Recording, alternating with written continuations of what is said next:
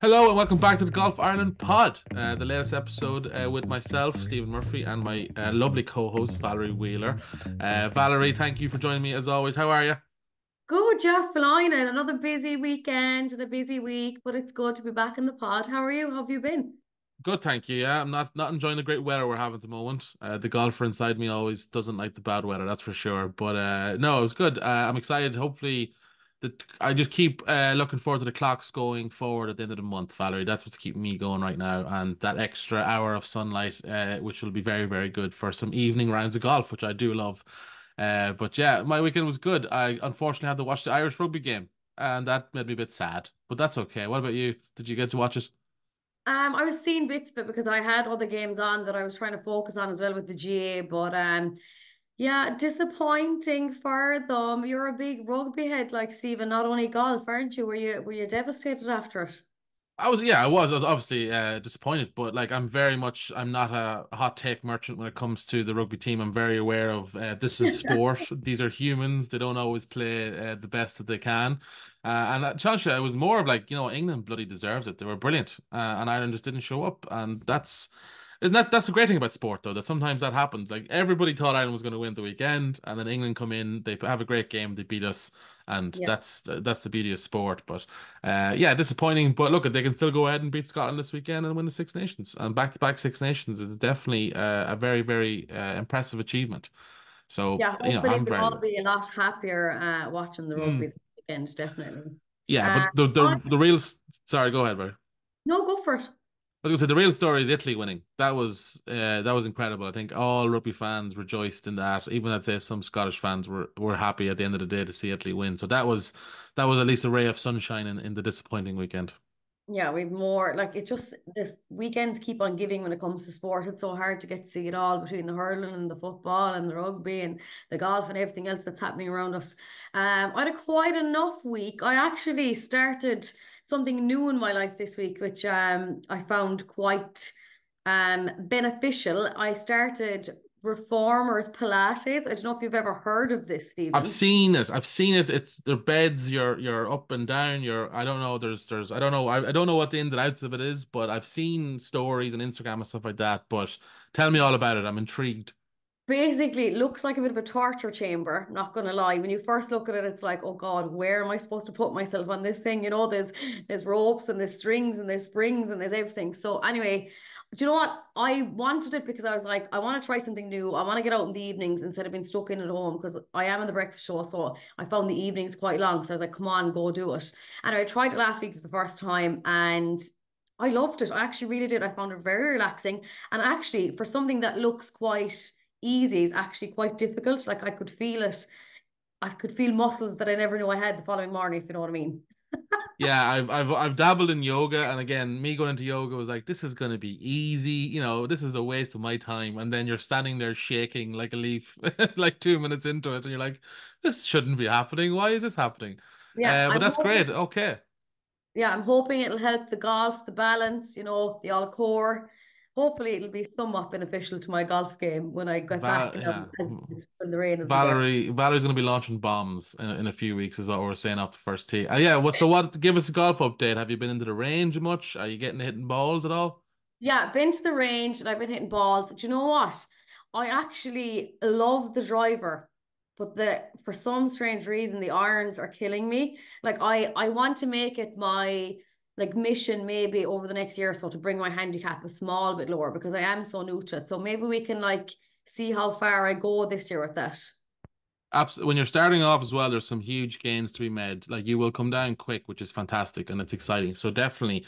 But look, there's no point in having great irons if you can't get off the tee, Valerie. So the driver needs to be good. So you're in the right direction, and it's always fun to hit driver. Let's be honest. There's always that inner side of us like, let's go hit it really hard. So, that's brilliant. I'm glad to see you're getting to the range. I'm getting to the range myself. I've had a few lessons, but. I played a few holes last Friday actually in my local course in Athenry, which was great. It was a lovely evening. Got out, played like 7 holes, and it was just scratched the itch perfectly. So I was very, very excited about that. So yeah, we're only a few weekends away from proper rounds of golf, Valerie, and I'm very, very excited about that. Yeah, Um, what no, I'm it's really exciting.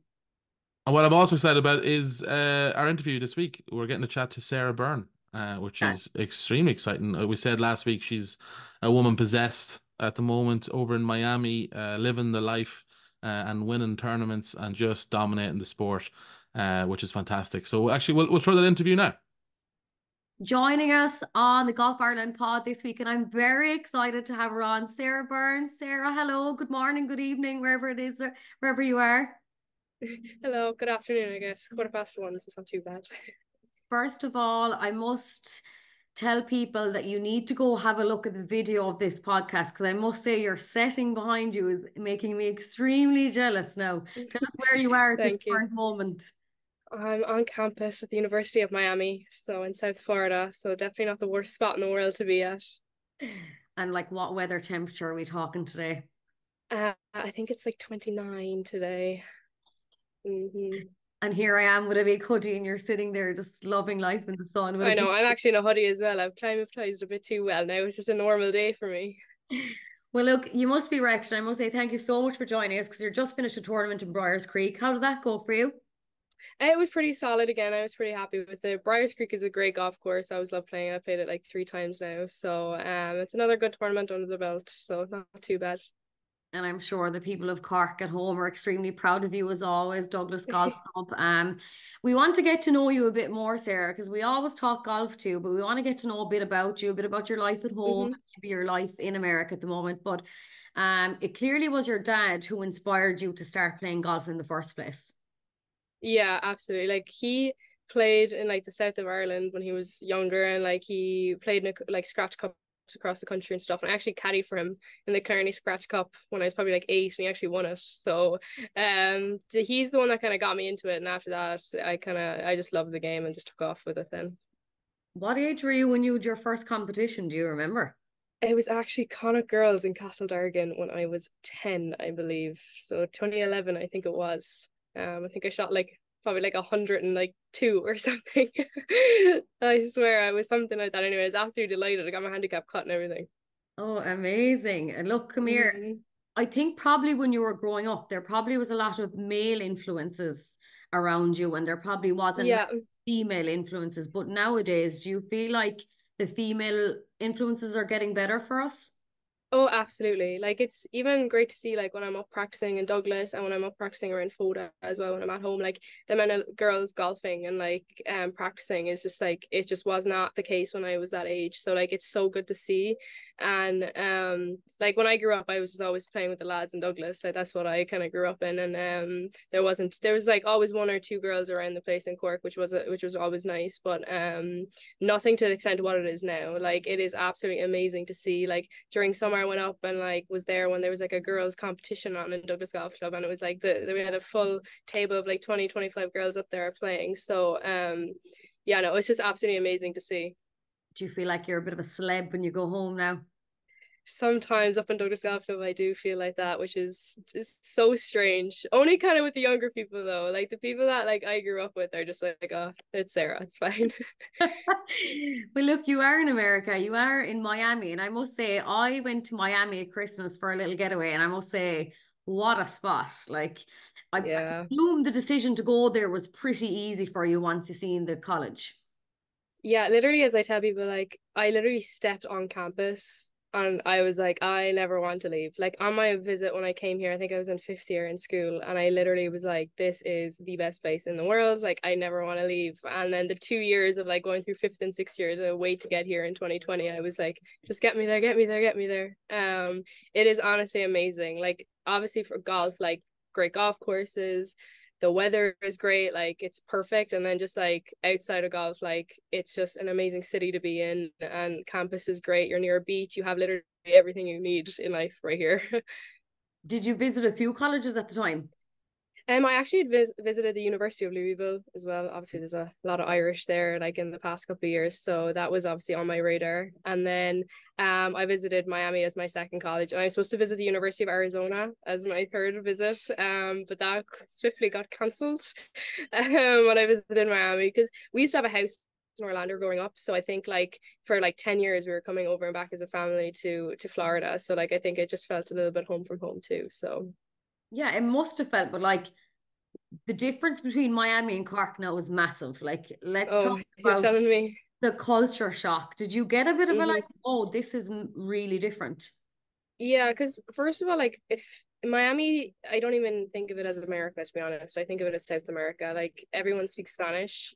The first language in Miami is Spanish. Let's put it that way. Like English is like if I don't, it's a little bit at a disadvantage, which is not ideal. But it's just been an insane like difference, an insane journey. Um, just like coming as well. My first year and a bit was during COVID too, so like that was a bit weird, and like experiencing how like the Americans dealt with COVID and like how people at home dealt with it. So it was just a very big shock, just with the people, the food, the language, everything. It's just there was a lot of differences going on. I was gonna say, what's the thing that you maybe miss the most? Weird one, but as part of like food is number one, but potato waffles, bird's eye potato waffles, that is the thing I miss the most. Just And one thing you cannot get over here is that. are you the typical Irish getting the family to send boxes of Tato and Cadbury and Barry's tea? Do you get that done? My freshman year I did do that, my first year. There was boxes sent over from my aunts, from one of my friends sent one over, my family did. I was reeling in a dairy milk chocolate like I don't know what. Well, let's talk about the college course as well, because like the course you have probably isn't that easy either with accounting and finance. I mean, that's probably a lot Hmm. that needs to go into that as well as the golf. Why that? Yeah, I think I always promised my mom I would get a good degree coming out of it. So there was that. But I've always been I did like business, economics and accounting for my leaving cert. So honestly, like coming into college here like that, I kind of always knew I wanted to be in the business side of things. And I don't like it is I've like finance and accounting is really, really hard, but I had good teachers and secondary school, so that kind of helped out a lot. And to me, I'm just really good at numbers, so it just fits. And no matter what, like I have a really good degree coming out of this, and like I'll be able to find a job easily if needed, but hopefully not. Yeah, hopefully not is right. Hopefully everything's Hmm. going your way. I did Yeah. read somewhere, and I don't know, will you be able to tell me if this is true or not, but you didn't always want to be a golfer, that you had a little taste to be a Formula One driver. Growing up, all I wanted to be was a race car driver. Still do to this day, honestly. Like, but yeah, no, I grew up always wanting to do it. I remember a few times I did like simulated car competitions at like a few things, and I won one or two of them. I was absolutely loving it, but my dad was like, no, that is not, he never entertained the idea. He was like, we're not doing that. So but I absolutely love it. It's a hobby of mine that I just love to watch. I did the Formula One experience in Mondello. It was great, like all that kind of stuff. It's just a fun thing I just have an interest in, but that will forever be my childhood dream of what I wanted to be. And like, do you think it's the adrenaline of it? Like, what is it that draws you to that? I don't know. I think it is a bit of the adrenaline, like driving fast, going around that. Like that is just so cool to me. I absolutely love it. It's so weird, but very unexpected. When I say that, people are like, "What? Where does that come from?" But I don't know. Like it's not in the family or anything. Like no one does it. Like it's literally just like when I literally, if you like, when I was 4, 5, 6, growing up, like everyone who asked me was like, "Yeah, I want to be a race car driver." My older sister was a bit like, "Where is this coming from?" But okay. So I take it you're flat out watching the new season of Drive to Survive. Uh, I am. I'm trying to like watch it in pieces. I can't just like sit down and bed. I could binge watch it all day, but don't have the time for that. So I'm trying to spit it up. Speaking of your time, I mean, you've the course, you've the golf. Outside of those two things in Miami, what is life like for you?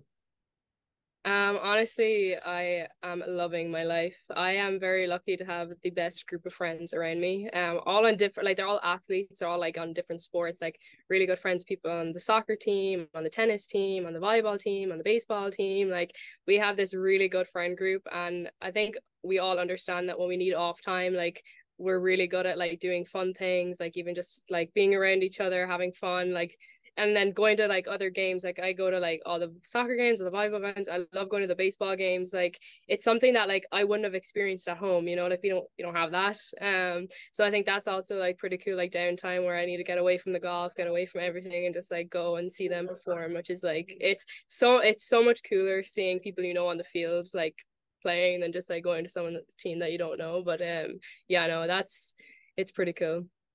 Now, I've been to Miami, as I mentioned there earlier, and the nightlife Hmm. is pretty bonkers there. Like, do you get to Yeah. go out much? Do you get to enjoy that scene?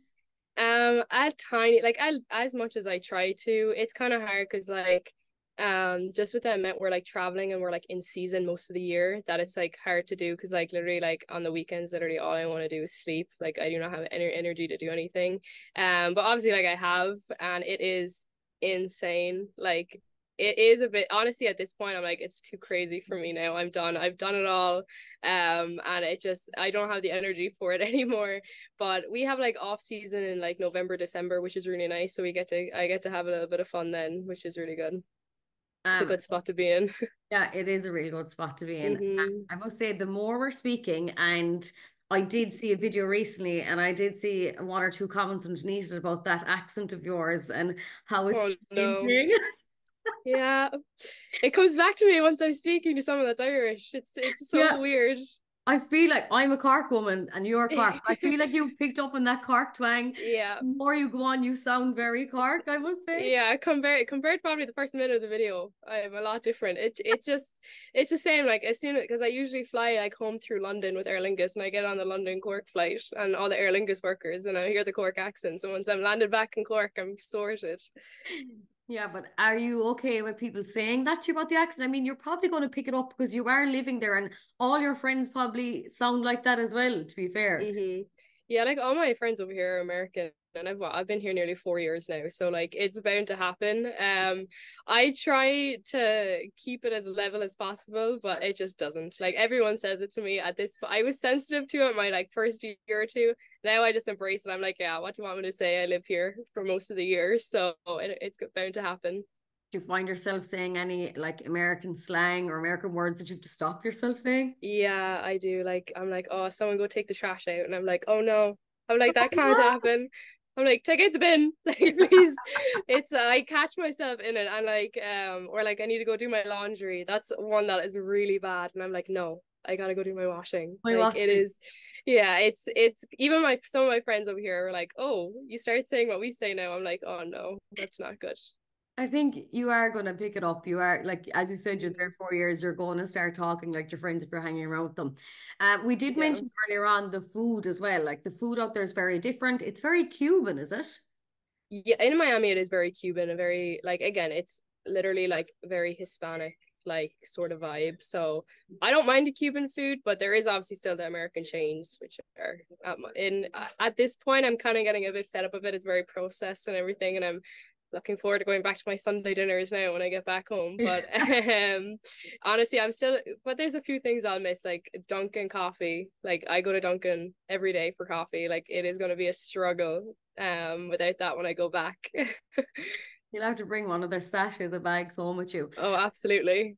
Speaking of the food and the difference out there, I did also read that if you are in the golf course, you like to snack on applesauce, which is basically baby food. Is this right? Yeah. Did I read? Yeah, because at home I do have baby food on the golf course too. I remember one time Donald Scott saw one in my bag and he goes, I recognize that. Like I feed that to my like 1 year old daughter. What is that? So Ella's Kitchen. That's what I have a snack on when I'm at home. I know.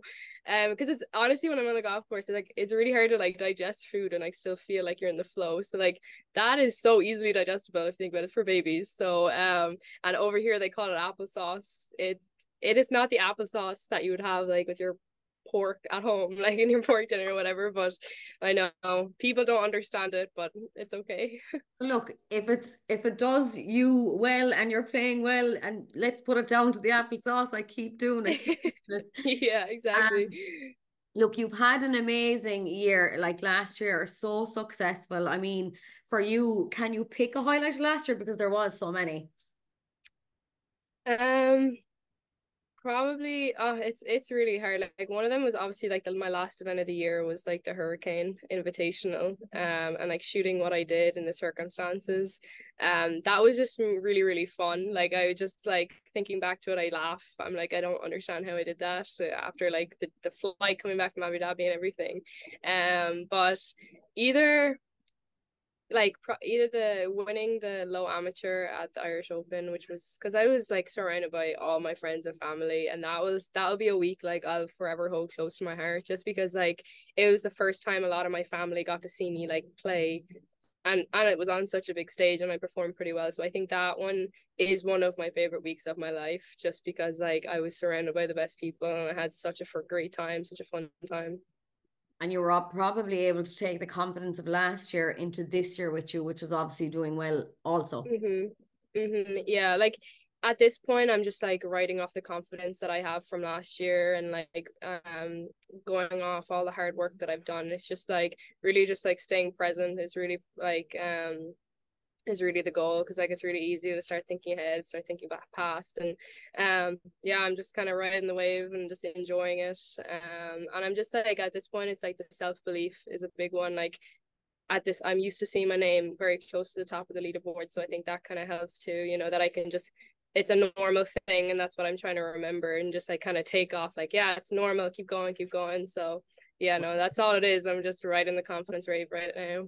That's still amazing that you have that mindset. Do you think you strike me as someone that doesn't put a lot of pressure on yourself? Do you take this all in your stride, or do you add the pressure? I do add the pressure like a lot internally, and I try to like shut that off a little bit. But I kind of take that as a good thing. Like I put it into like, okay, let's keep working hard. Let's keep, and like that's what motivates me, is just like the pressure I put on myself, and like I turn that into like a good energy, and like put that into like everything I do every day, the practice I do, the workouts I do, the recovery I do, like everything I do, like all that pressure. Then instead of like feeling nervous and like tense about it, like I put that into like what I'm doing every day, which I think has really helped. I try and take the expectations off. Like obviously I expect as like the certain standards of myself, that some things that I can like control, like what I do every day, like when I'm going to sleep, and like getting my rest, and like doing my schoolwork, all that kind of stuff. And then I think that just kind of like aids into how I feel about like performing. Do you still get nervous? I do. It's definitely because I care still so much. But again, like it's always that first tee shot. Once that's away, I'm in like a set. I'm in like I can kind of get my mind into it. But no, I will always get nervous. Like that's something. Like I get nervous about every tournament I play in, and like then other things start coming in, like rankings and all that, and it's kind of like push that aside. Like that's out of my control. And again, go back into what I try and do every single day. But yeah, I definitely still do get very nervous. I try not to show it. But no, just no. You'll always see me like eyes closed, breathing, like everything like that. You'll definitely, if you look close, you can see me do it if you ever watch me. Okay, okay. I'm recently very new to playing golf, like extremely new. Mm-hmm. And I think I get in my head quite a lot when it comes to hitting shots. And I'm like, what can I do to not be so up here, Sarah? Like what do you do before that you can pass on to me that I can take on board? I think the thing that's helped me the most is like I've like learned to like accept the outcome before I hit the shot. Like ever, like Okay. one of my coaches told me this before, and it's like, Sarah, you're good enough to do dumb stuff sometimes. And I like remember that like it's okay if I make a mistake, if I do something stupid, like everyone does, we're all human. And then like, but I'm good enough to get myself out of it. And it's just kind of like having that kind of self-belief again, and like motivate, like kind of self-belief, and like that you can do like no matter what. So like when you're nervous over a shot, well, like if I hit a bad shot, it's okay, like I'll be able to recover from it. So it's like having that freedom to just like hit the shot, you know. Okay, so stop thinking about it, in other words. Just Stop thinking about hit it. the Yeah, thing. just absolutely play as much free golf as possible. Like, who cares, you know? Okay, I think the people behind me will care and I'm still trying to hit it. You know, I'm telling you, it just does not matter. Who cares? Who cares about them? Okay. And then he can pass me out. Go on, you can pass me. Pass me out. Go Yeah. on. You know, that's all it is. Well, speaking of college, your time is coming to an end in college. Yes. And I suppose the million-dollar question, and you'll probably be asked it 100 times this year about going pro at the end of this year. And is it in the plan?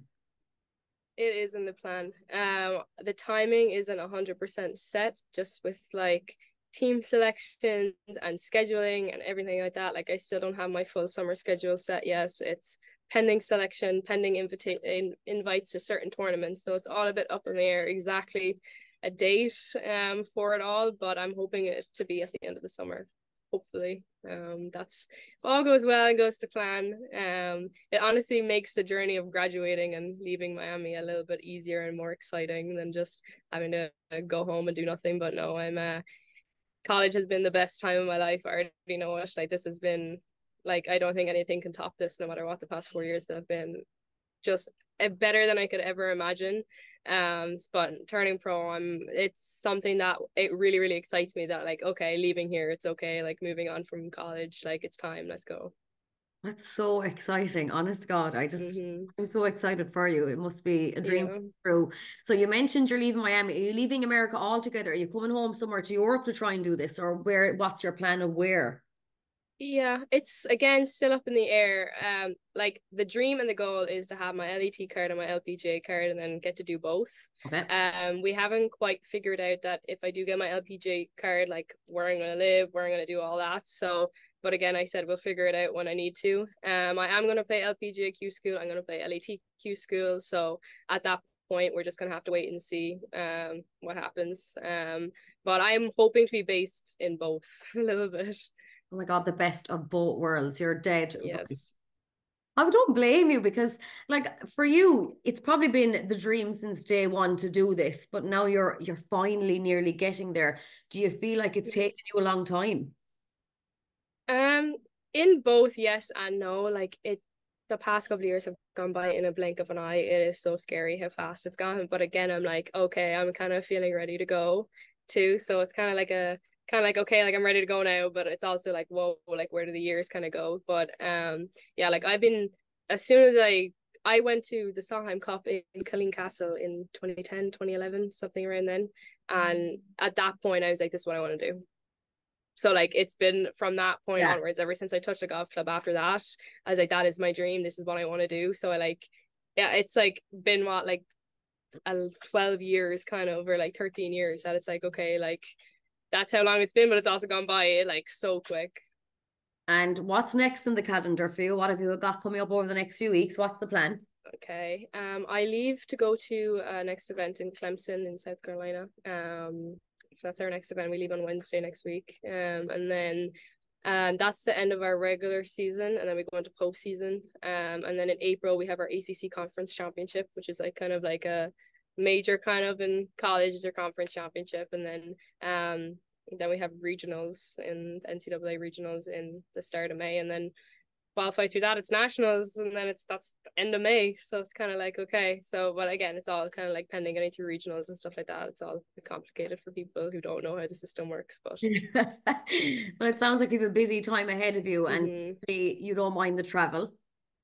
No, I love it, honestly. Getting to see, like, I know in college, like you're just kind of seeing different parts of the US, but like now I've gotten to see a lot of different states, a lot of different parts of like, oh, I want to be here, or oh no, I don't want to come back here again, the kind of stuff like that. But I love traveling. I've always have. I'm very lucky to be kind of well traveled around the world from very young. We went on a lot of cool holidays when I was younger. So it's always so fun seeing different cultures, trying different foods. Like this is just something I'm so like that's the great thing about the LET too that I'm hoping to be on. Like they literally get to travel the world playing golf. So that's the dream. It is a massive dream. Well, Yeah. fair play to you, and honestly, thank you so much for going on because I know you're tired. You're only just back from playing your tournament and everything, and it's been so lovely chatting to you and all the success you have. And we wish you the very best going forward for the rest of the year. And I'm sure we'll be chatting to you again. Oh, I'm sure. Thank you so much. Thank you so much. Enjoy that sunshine behind you there now for the rest of the Oh, I day. will. For sure. Thanks, Sarah. And now it is time for some news updates, and we start with some fantastic news. A huge congrats to Anna Dawson. Anna won the Jack Rabbit Invitational at Boulder Creek Golf Club in Nevada in USA. Anna won by one shot at 800 par with a scintillating final round 66. Massive, massive congrats to Anna there. Fantastic win. So well done to her and all involved there. Amazing, amazing win. Also on the LPGA, Stephanie Meadow finished 8th in the Blue Bay LPGA tournament and up to 45th on the Race to CME Globe. On the PGA Tour, Shane Lowry continued his good form with a third place finish in the Arnold Palmer Invitational. Both Rory McIlroy and Seamus Power also finishing in tied 21st there, so good showing from the boys. On the DP World Tour, Tom McKibben finished tied 9th in the Johnson Workwear Open in South Africa. And Tom was up to 19th in the race to Dubai standings and 125th in the world ranking. So closing in on the top 100 spot there. So well done to Tom. Tom is playing next week now, the following week, at the Porsche Singapore Classic. So best of luck to Tom. In the LET, the next event is at the end of this month in March in Australia. So keep an eye out there for Lauren and Olivia for updates. And then finally on the Challenge Tour, the next 2 weeks are in India. Plenty of Irish interest here. Gary Hurley, Alex Maguire, Conor Purcell are also playing, with John Murphy playing on Golf Ireland invitations for both the Indian events, which is exciting to see. So well done to John there, and best of luck to all the Irish involved. That sums up all the news updates. We hope you enjoyed the interview with Sara Byrne. We will see you all next week for the next episode. We will talk to you then.